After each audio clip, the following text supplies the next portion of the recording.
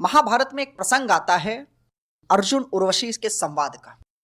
वो संवाद आपके बीच एक कविता के माध्यम से रखना चाहता हूं। साथियों, इस कविता में कहीं अगर भारतीय संस्कार की कोई खुशबू महक गई हो, मैंने कुछ ठीक ठाक लिख दिया हो, तो आपका आशीर्वाद चाहूंगा, आपका प्यार चाहूंगा। मैं कविता प्रारंभ करता हूं। प्रबुद्ध वर्ग हैं, आप सब समझ जाएंगे, मुझे विशेष भूमिका की आवश्यकता नहीं है। मैं कविता कि आदि काल से आर्यवर्त ने जने अलौकिक वीर यहाँ, आदि काल से आर्यवर्त ने जने अलौकिक वीर यहाँ, युद्ध कला कौशल करतम में कुशल मिले रणधीर यहाँ, तीर कटारी भाले बरछी से जन्मों का नाता है, आन बान के लिए शत्रु का मर्दन करना आता है। ऐसे एक धनुर्धारी की पावन कथा सुनाता हूँ, पौरुष मर्यादा का संगम आज तुम्हें दिखलाता हूँ।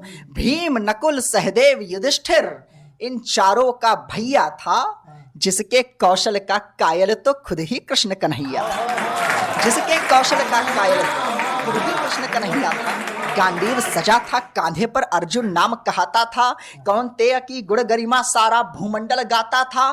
तीनों लोक धनंजय की जय के यशगान कहा करते, परम वीर के चर्चों से ही गुंजित धाम रहा करते। वज्र समान देह धारे बाहों से पौरुष झलक रहा, दिनकर के सम तेज सदा ही मुखमंडल से छलक रहा, दिनकर के सम तेज सदा ही मुखमंडल से छलक रहा। गुड़ा केश के केश तले गांडीव धनु था जमा हुआ, जिसके करतब से मानो ब्रह्मांड समूचा थमा हुआ। अंबर फटते बार बार से आभा नभ को चमकाती, प्रत्यंशा की टंकारों से धरती थर थर थर रही, प्रत्यंशा की टंकारों से धरती थर थर थर्राती। करे प्रहार सव्य साची रथ योजन दूर चला जाता, ओझल हो जाता था दुश्मन कोई नहीं पता पाता। जब अर्जुन सिंह गर्जना से शर संधान किया करता, तब कुरुक्षेत्र का कड़कर लोहू रसपान किया, तब कुरुक्षेत्र का कड़कर लोहू रसपान किया करता। मचे हड़कंप शत्रु दल में मुंडों के झुंड पड़े मिलते, गिनती करना मुश्किल था इतने नरमुंड पड़े मिलते। और पार्थ पहुंचता रणभूमि में, तब अरिमर्दन होता था। उसी काल में स्वयं काल का तांडव नर्तन होता, उसी काल में स्वयं काल का तांडव नर्तन होता था। देखें योद्धा की योद्धाई, धीर वीर चकराते थे, प्राया राजा प्रणय निवेदन लेकर के घर आते थे। कितनी राजकुमारी के अंतस में रति हुआ होगा, कितनी ही मीराओं के वो मन का पति हुआ होगा। ऐसी ही एक सुरबाला थी नाम उर्वशी जिसका, ऐसी ही एक सुरबाला थी नाम उर्वशी जिसका, सुंदरता में अवनि और अंबर तक जलवा उसका। पार्थ के लिए हृदय परी का भीतर तक घायल था, चितहारी का चित भी उसके पौरुष का कायल था। आज्ञा पाकर देवराज की चली पार्थ को पाने, लगी त्वरित ही नव तरुणी 16 श्रृंगार सजाने, लगी त्वरित ही नव तरुणी 16 श्रृंगार सजाने। कृष्ण केश पर महासुगंधित पुष्प बेल अवतारे, और सुराही समग्रीवा पर नव आभूषण धारे। दादा, हमारी अपनी युवा पीढ़ी पर बड़ा ये आरोप लगते हैं कि हम तालियां बजवाने के लिए फुहड़ता का सहारा लेते हैं, चुटकुलों का सहारा लेते हैं। अगली पंक्तियों में आप सबका विशेष ध्यान चाहूंगा। अगर कहीं लग गया हो, हमारी माँ हिंदी का कोई सौंदर्य दिख गया हो, कहीं मैंने कुछ ठीक ठाक अगली पंक्तियों में उर्वशी का श्रृंगार लिख दिया हो, तो आपका आशीर्वाद चाहूंगा।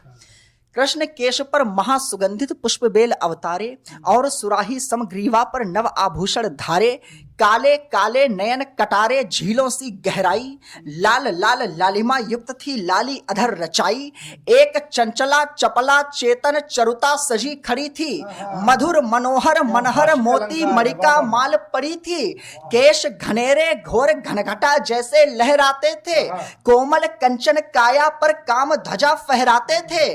चमक चमक चंद्रिका चांदनी रूप निखार रही थी, सर्व सुंदरी सुरबाला श्रृंगार सवार, सर्व सुंदरी सुरबाला श्रृंगार सवार रही थी। पहुंची अर्जुन द्वार मंचली मंद मंद मुस्काती, इठलाती शर्माती लहराती जाती बल खाती। पहुंची पहुंची पहुंची अर्जुन द्वार मंचली मंद मंद मुस्काती, इठलाती शर्माती लहराती जाती बल खाती। द्वारपाल ने दिया इशारा, चली मनोरथ पाने, देखो देखो रूप चला है संयम से टकरा, देखो देखो रूप चला है संयम से टकराने। पहुंची कौन्तेय के सम्मुख सारी व्यथा बताई, जो भी थे उद्गार हृदय के सारी कथा सुनाई।